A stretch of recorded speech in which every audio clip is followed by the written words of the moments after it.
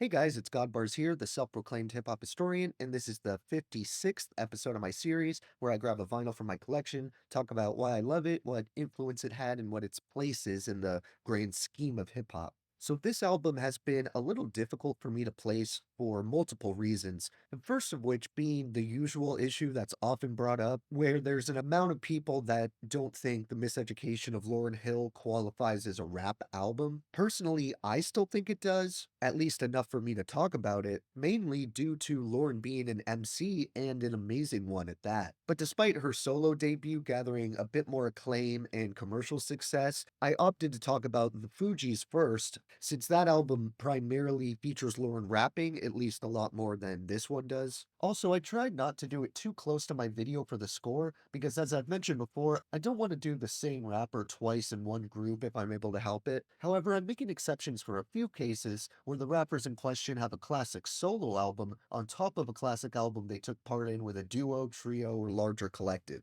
That's why I talked about Wu-Tang Clan's debut in the same group as GZA's Liquid Swords, despite both of them featuring the same rapper. You really have to do that with Lauryn because any collection of essential 90s hip hop albums would feel incomplete without either the score or Miseducation in my book. Personally, I feel like Lauryn has been treated incredibly unfairly in regards to her solo debut because for some reason people act like her foray into other genres made her less of a rapper. Yet when someone like Kanye attempted a similar thing with 808s nearly a decade later, he gets looked back on as a forward-thinking pioneer. People bring up the fact that she didn't write the entire album, but again, someone like Kanye or Dr. Dre is infamous for having not written some of their bigger verses or hooks. Drake is widely known for utilizing ghostwriters throughout his career, and he's someone else who got praised as an influence for blending R&B into hip hop way after Lauryn did. And that hasn't stopped millions of his fans from saying he's the best rapper ever. And he's someone else who would incorporate singing into rap and kind of switch between the two and get labeled as influential for it. But Lauryn gets criticized to the point some people don't even think it's a hip hop album at all, instead of commending her for blending genres. Honestly, if I could find plenty of publications that seem to count Country Grammar and Nellyville as hip hop, I don't see how you could tell an actual MC like Lauryn that her album isn't. Of course, while we're discussing female rappers who define classification, it would be a crime to not bring up Missy Elliott,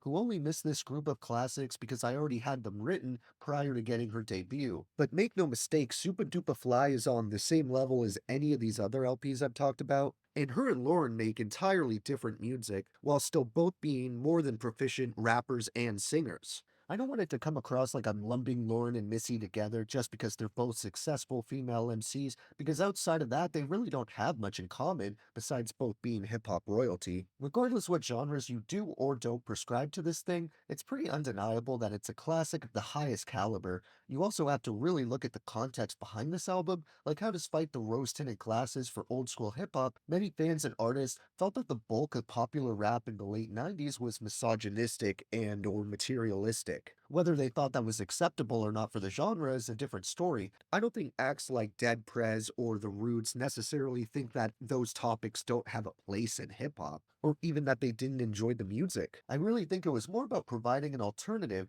which is usually the kind of MO for most underground movements, and provide an alternative style she did, because off the bat, Lauryn comes in with Lost Ones, where she's flowing her head off, giving us all sorts of lyrical gems, but mostly going at former Fugees member Wyclef Jean. He isn't really alone though, because while it isn't like we're actually given names, Lauryn is pretty direct with what type of hip hop she was talking about here. Things that she and others at the time felt weren't pushing the culture forward or raising it higher, as she puts it herself on Superstar. She also touches on a similar theme with Final Hour, where she once again shows her prowess as a genuine MC, sort of playing off the money, power, respect line from the Locks album and song of the same name. She concludes that you can get the money and the power, but is it really going to matter or be fulfilling in the last moments of your life? This album is full of those types of thought-provoking topics, and they're either delivered through absolutely heavenly R&B songs or rap verses where Lauryn is setting the lyrical standard for her contemporaries. The songwriting is just next to none here,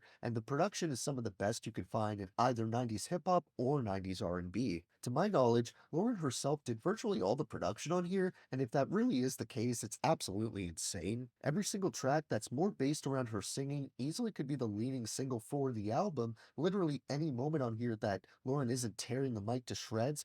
She's providing these personal and lyrical songs that I personally think is the ceiling for pop music. You really don't get a lot of songs that are this massive and accessible, that have something for everyone, yet still don't compromise on the lyrics for 1 second. Everything on here has a purpose, and the production is so dense and layered, it would make the staunchest old rock fans at least acknowledge its quality. Every harmony on this thing is gorgeous, and Lauren's angelic voice and technical ability as a vocalist is impossible to deny. There's only 3 features on this thing, but they're all pretty massive stars in their own right, these being Carlos Santana, Mary J. Blige, and D'Angelo.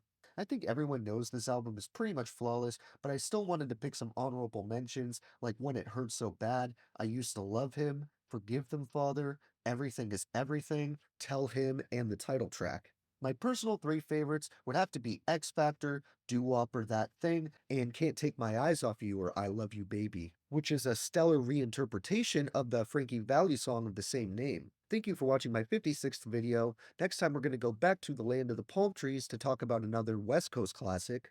So be sure to look for that one, as well as like, subscribe, and let me know your favorite moments off Miss Lauryn Hill's record-breaking, culture-shifting solo album. Don't forget to have a great day, and I'll see you next time, okay? Alright.